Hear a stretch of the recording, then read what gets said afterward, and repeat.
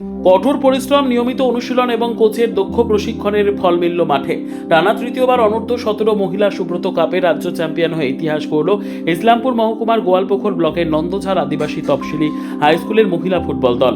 বৃহস্পতিবার champion trophy হাতে ইসলামপুরে ফিরতেই খেলোয়াড়দের সম্বর্ধনা জানাতে ভিড় করেন শিক্ষক শিক্ষিকা, অভিভাবক, ক্রীড়াপ্রেমী ও স্থানীয় বাসিন্দারা।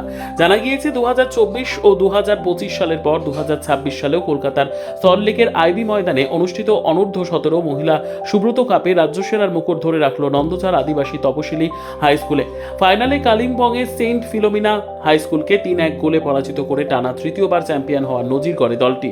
কোচ চন্দন পালের প্রশিক্ষণে গড়ে ওঠা এই দল আগামী 18 থেকে 27 আগস্ট দিল্লিতে অনুষ্ঠিত জাতীয় আন্তর্জাতিক পর্যায়ে সুব্রত কাপে পশ্চিমবঙ্গের প্রতিনিধিত্ব করবে।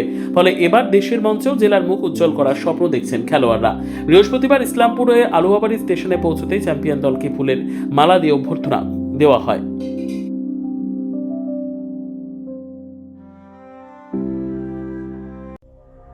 সংবাদটি নিবেদন করছেন স্বস্তিলোক উৎসব ভবন, গঙ্গারামপুর, দক্ষিণ দিনাজপুর। অসাধারণ অনুভূতি। সত্যি কথা বলতে কি, যখন সুব্রত কাপের ব্যাপারে আমরা জেনেছিলাম, সে সালটা ছিল 2023 সাল। তো 2023 সালে প্রথম আমরা অনেক লড়াই করে পার্টিসিপেট করার সুযোগ পেয়েছিলাম। তার পূর্বে আমাদের এই এরিয়াতে কেউ সুব্রত কাপে পার্টিসিপেট করেনি। তো 2023-এ আমরা ডিস্ট্রিক্ট পর্যায়ে আনফর্চুনেটলি আমরা ট্রাইব্রেকারে হেরে যাই। কিন্তু 2024 সালে যখন আমরা শুরু করি পুরোপুরি ব্যাপারটা জানার পরে, 2024-এ আমরা district champion, cluster champion, state champion হয়ে আমরা দিল্লিতে যাই। সেটা আমাদের কাছে অভূতপূর্ব একটা ব্যাপার ছিল। তারপরে 2025-এও আমরা সেম রিপিট করি, আবারও স্টেট চ্যাম্পিয়ন হই।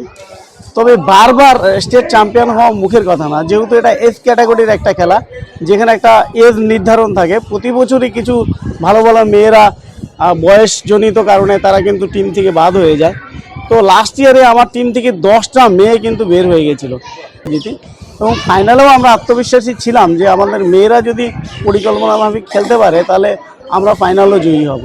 তো সেই হিসাবে গতকাল ফাইনাল ছিল, এবং শুরু থেকেই আমাদের মেয়েরা আমাদের যে গেম প্ল্যান ছিল সেইভাবে তারা খেলেছে, এবং অপোনেন্টকে একদম পরাজিত করে 3-1 গোলে আমরা জয়ী হয়েছি। আর এটা রাজ্যের ইতিহাসে সত্যি একটা কৃতিত্ব হয়ে থাকলো যে সর্বোত্তম সুযোগ সুবিধা রয়েছে আতিথেয়তায়। সুপরিচিত স্বস্তিলোক উৎসব ভবন, অতিথিদের যে কোনো অনুষ্ঠানের জন্য উপযুক্ত ওয়ান স্টপ ডেস্টিনেশন। আমরা আপনার বিশেষ অনুষ্ঠানটিকে অবিস্মরণীয় করে তুলি। স্বস্তিলোক উৎসব ভবন, শিববাড়ি রোড, গঙ্গারামপুর, দক্ষিণ দিনাজপুর। আমি আগেও 2 বছর খেলেছি, এই নিয়ে আমার 3 বছর পর আমরা স্টেট চ্যাম্পিয়ন হলাম। কেমন লাগছে, কতটা খুশি? অনেক খুশি, কিন্তু এর থেকে বেশি খুশি হব যদি দিল্লিতে চ্যাম্পিয়ন নেওয়ার চেষ্টা করব। ওখানে চ্যাম্পিয়ন হলে এর থেকে বেশি খুশি হব। কম না, আমি চাইবো তারাও যেন আমাদেরকে দেখে ঘর থেকে বেরিয়ে এসে আমাদের মতন ফুটবল খেলে। আরও অনেক খেলা আছে। ব্যুরো রিপোর্ট, উত্তর বাংলা সংবাদ।